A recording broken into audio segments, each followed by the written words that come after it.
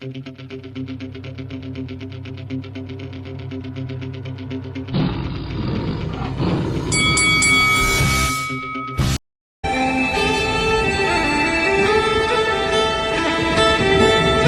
is Faisal Khan for Lights Out in association with Shamrock Boxing, and with me via Zoom, all the way from Australia. I'm delighted to be joined by undefeated Australian heavyweight Demsey Mckean.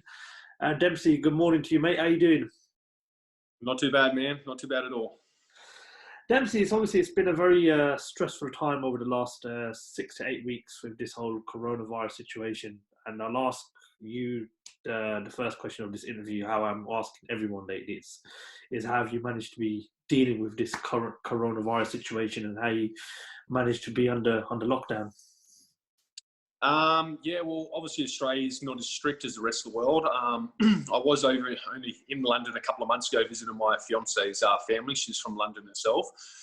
So we managed to just get the last flight back into Australia, really, because she's not a permanent resident yet. But yeah, obviously we did have to go in the 2-week lockdown when we first come back, but it's not too bad now. You know, they've just reintroduced some more rules and laws that we can go out and about. We can go out in the public. All the restaurants are now opened. We're allowed about 10 people max per restaurant. But not too bad, you know. Like, I picked up a lot of gym equipment from my coach as soon as I finished out my lockdown. So I've got a bag set up on my balcony here in my apartment. We've also got an assault bike, a rower, bench, a whole bunch of dumbbells, barbells, and all that as well. You know, so I have managed to continue my training. You know, my road running as well. But not much has really changed on my behalf. You know, so yeah, it's pretty good. You know, it's pretty much the same as like a normal fight camp, really. You know, so I'm just keeping to myself. Just training hard and just waiting for the bans to be lifted and hopefully get back in the ring as soon as possible. So just keeping that up, staying as ready as possible. So when it does come back to normal, we're ready to go. We're kind of obviously still all up in the limbo at the moment as to when boxing can return to the UK. But have you been given some sort of indication or some timeline of when you're perhaps going to be returning to the ring? Yeah, we're looking probably maybe even August, September. You know, there's talks about a JUCO events plus matchroom fight with Joseph Parker mid-August as well, which my name has been thrown into the mix, as well as Lucas Brown. So they're trying to obviously secure a fight with Lucas Brown at the moment.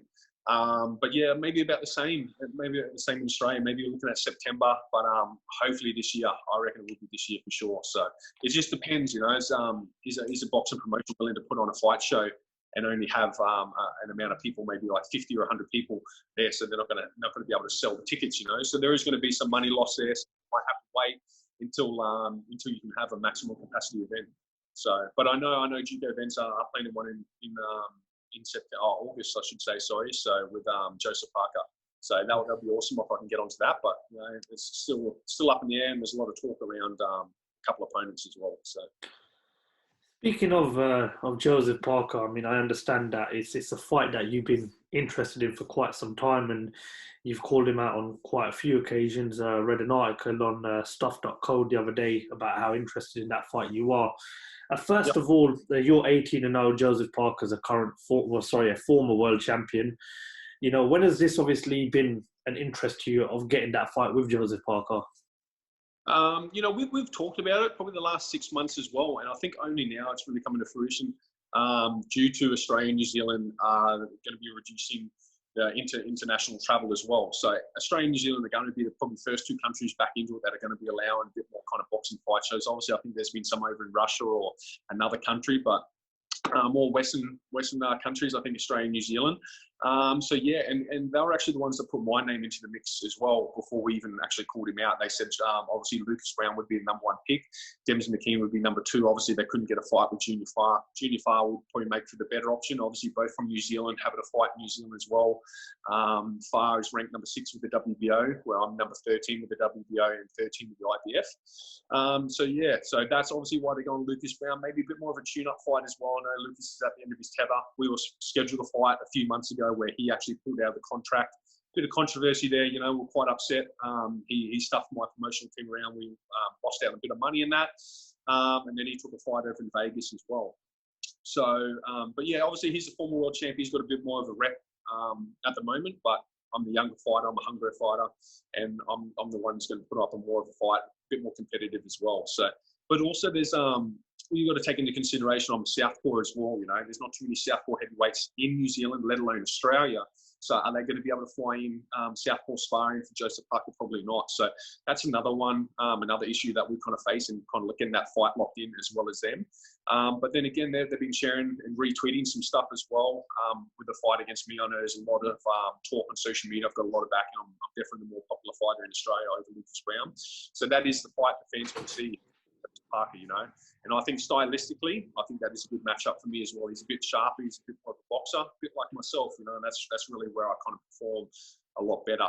And you know, and seeing Joseph Parker's last few fights, I don't think he's looked as good as he normally is. You know, I've done a lot of sparring with Alex Learpie, and I think he struggled with Learpie as well as Sean Dale Winters and stuff as well. He's bit of a cruiserweight, but I'm not taking anything away from Joseph Parker. He's still a great fighter. He's only 2 losses against Dillian White and Anthony Joshua, so that says a lot there as well.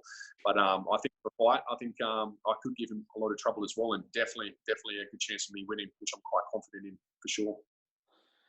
The fights with obviously Joseph Parker and Lucas Brown are sort of like the next hurdle in terms of you getting towards the world title scene.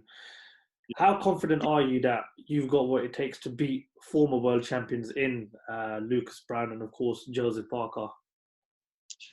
With Lucas Brown, definitely very confident. We've been looking for that fight for a year and a half, couple of years now, you know.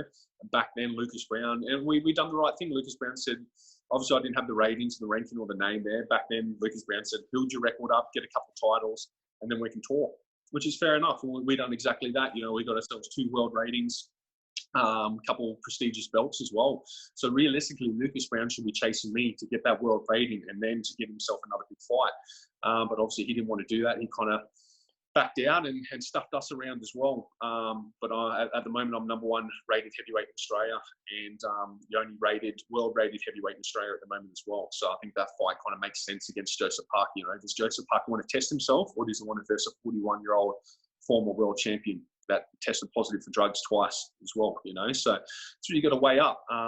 You know, does Joseph Parker want to test himself against another world rated fighter? You know, it's only going to boost himself even more if he can pull away the win there. And massive opportunity for me, you know, open up some big doors. Even if I do put on a good performance, which I will, that's going to open up massive doors as well. Plus, I've got a couple titles on the line as well that I'll be willing to put up against Joseph Parker for sure. So. Do you think that since obviously them defeats to Anthony Joshua and Dillian White, Joseph Parker's not been the same fighter, or do you think it perhaps going on into the future it could make him a better fighter? I don't know, it could go other ways, you know. He's had, what's his record now? 27-2, I think. 27-2, yeah.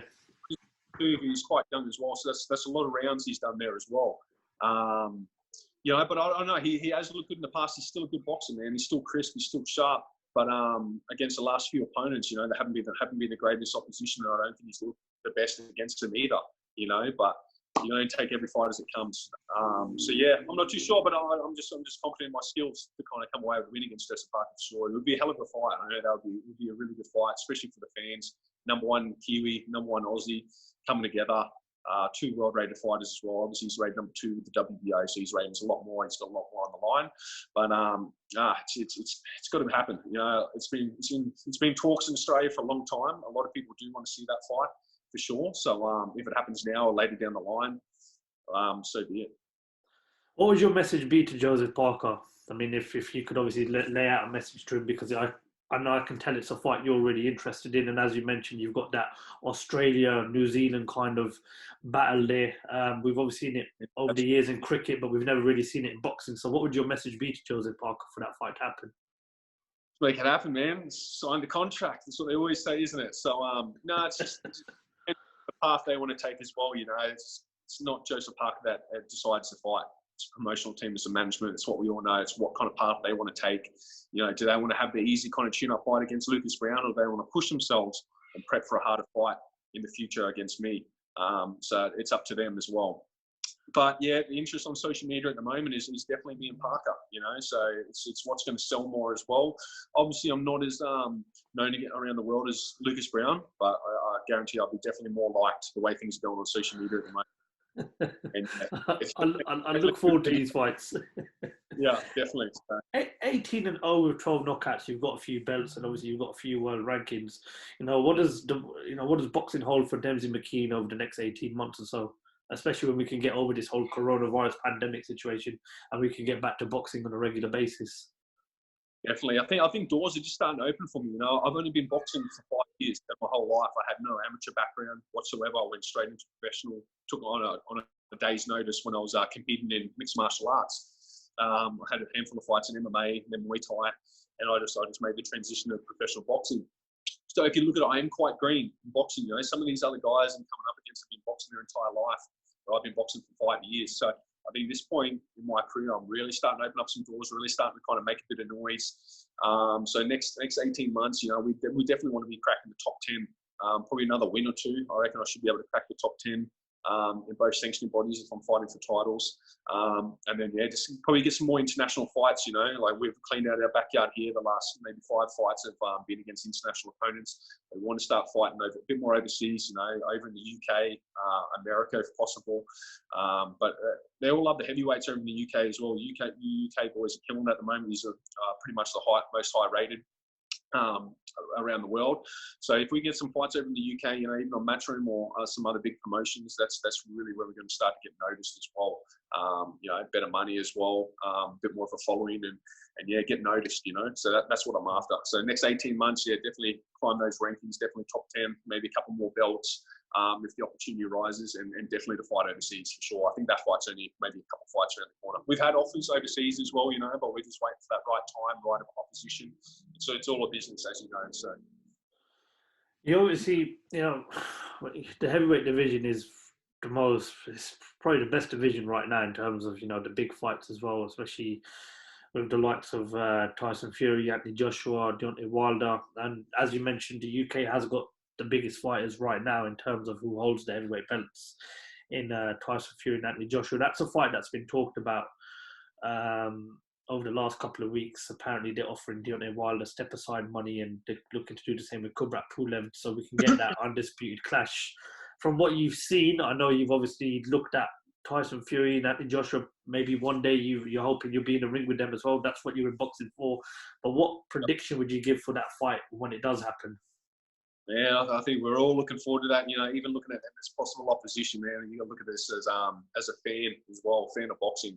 Like when I was boxing, I was watching these guys, and I was a fan, and I'm still am a fan. I still am a fan of Anthony Joshua and Tyson Fury. They're hell of a competitors, great athletes as well, inside and outside the ring now too. It's a hard one, isn't it? It's just one of those ones.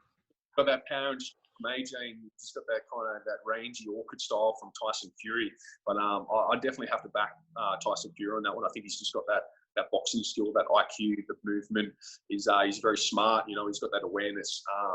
But as we know, it's a heavyweight division, man. One punch can change it. And 12 rounds is a long time to go with AJ as well. He's got that power, the fitness, the whole lot to back it as well. So, yeah, but if I had to pick, definitely, I'd probably pick Fury. Probably win on points on the decision. So, yeah. Were you all sort of surprised with his performance against Deontay Wilder, or did you kind of see it coming, with especially how the first fight panned out with the decision of a draw? And did you kind of expect him to change his game plan going into that second fight with Deontay Wilder? I expected Fury to outbox Wilder. I've been waiting for a long time for someone to outbox Wilder as well. I think Wilder, and think he doesn't have the best set of skills for boxing. I think I'm a lot more technical than him, But he is a freak, man. He's like 96, 97 kilos, and he's just putting people to sleep. So he's just got that raw power. Like I said, 12 rounds is a long time to go with someone that can punch like that as well. But Fury, like even Ortiz, he was outboxing him, quite easily. But one punch can change it. But yeah, Fury, I did expect Fury to kind of come in there and outbox him, play it smart the first fight, but I was quite surprised how much weight he put on for the second fight as well. I thought that was actually going to work against him, being a bit heavy and not being able to move, but obviously worked in his favour to kind of deliver those power shots as well. So yeah, I was quite surprised in that sense. It definitely makes for exciting times, an undefeated heavyweight 18-0, calling out the likes of Lucas Brown and Joseph Parker, and it's another reason to be excited for the heavyweight division. Demsey, we just want to thank you very much for your time, and appreciate you coming on here and letting us get an interview with you. And hopefully we look forward to seeing you in the ring, and we look forward to them fights with the likes of Joseph Parker and Lucas Brown. Awesome. Thank you very much for having me as well. Cheers. Pleasure. Demsey Mckean, thank you very much for talking to Lights Out. We look forward to speaking to you sometime in the future. Definitely, for sure. Thank Thank you you very very much, mate. Take care, Demsey. Bye.